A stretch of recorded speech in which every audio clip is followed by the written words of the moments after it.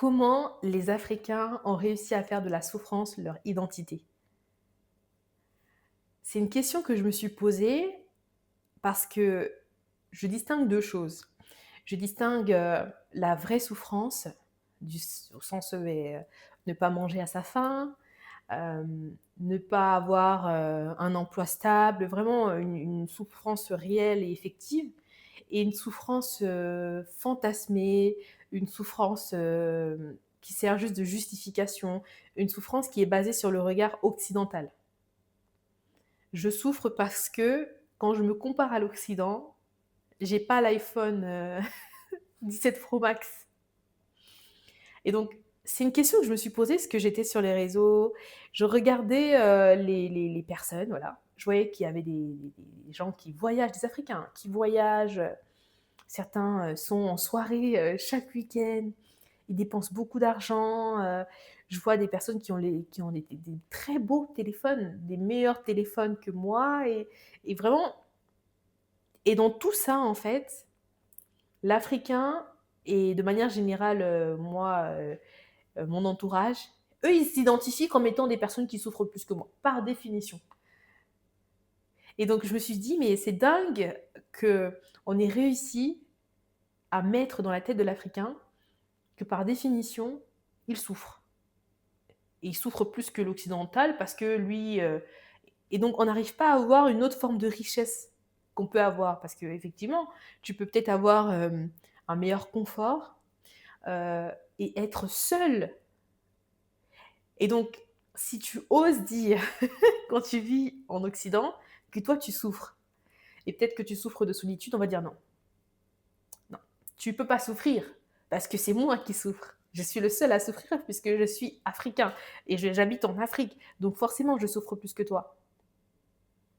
Et il y a ça et il y a aussi cette tendance que qui m'a beaucoup, qui moi m'amuse vraiment terriblement, c'est le fait que la peur aussi entre nous, Africains, la peur fait qu'on va toujours dire que non, on souffre parce qu'on ne veut pas que l'autre voit qu'on a.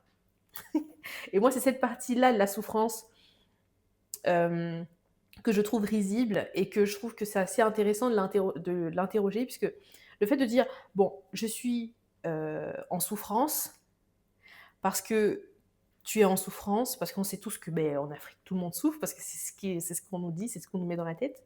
Donc je suis en souffrance parce que je suis en Afrique, même si j'ai un travail, même si je gagne 350 000 francs CFA le mois et cetera. Je suis en souffrance, je souffre et cetera. Parce que j'ai peur que toi, mon voisin, si tu sais en fait que je ne souffre pas tant que ça ou je ne souffre pas autant que toi, tu vas me commettre du tort. Et je trouve ça tellement dingue parce que c'est un jeu faux et c'est vraiment ça pour moi, dans beaucoup de pays africains, c'est qu'il y a que des jeux faux pour, c'est que il faut tu dois pas te montrer tel que tu es à l'autre parce que tu as peur et vraiment cette peur pour moi, elle m'insupporte en Afrique. Elle m'insupporte. La peur d'être châtié, par le diable, si on ne fait pas partie de la religion alors qu'en réalité, tu as juste peur, d'être exclu de la communauté.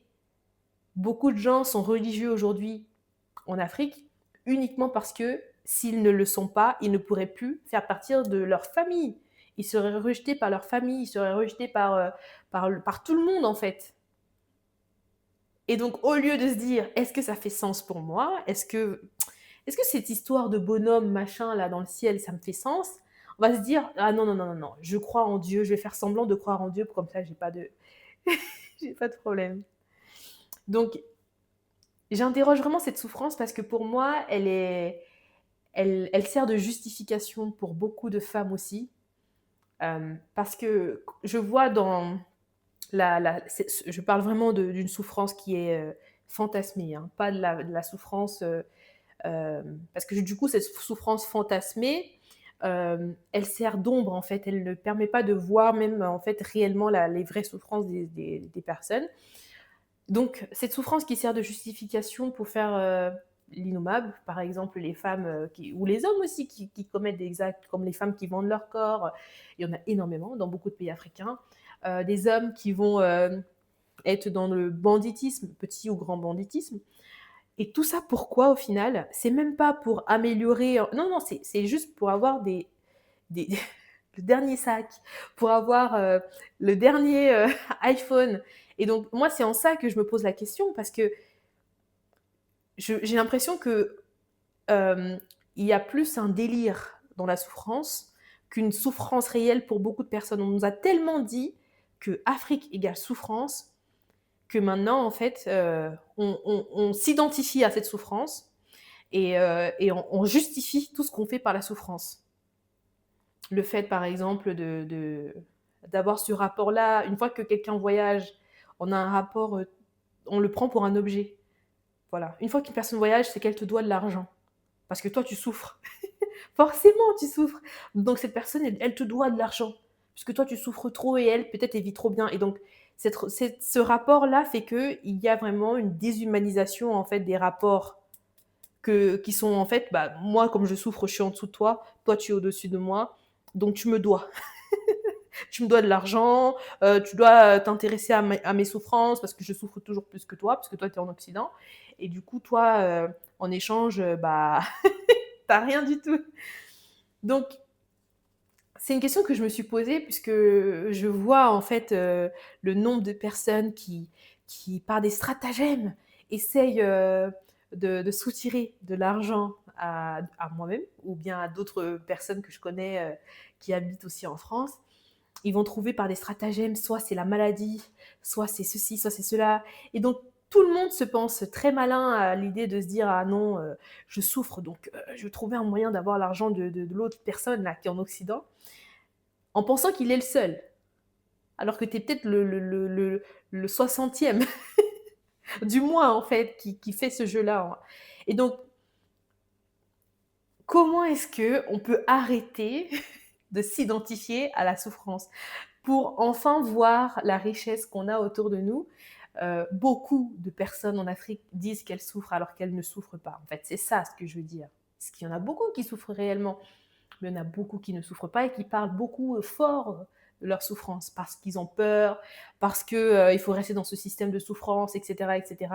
Mais en quoi est-ce que ça nous dessert en fait? Parce que ça fait en sorte qu'on fait des choses mais terribles. Euh, en quoi, en quoi en fait c'est même nécessaire? Parce qu'il n'y a rien de gratifiant en fait même à s'identifier à ça. Donc voilà, c'est tout pour cette vidéo. Je te souhaite de passer une excellente journée ou une excellente soirée. Au revoir.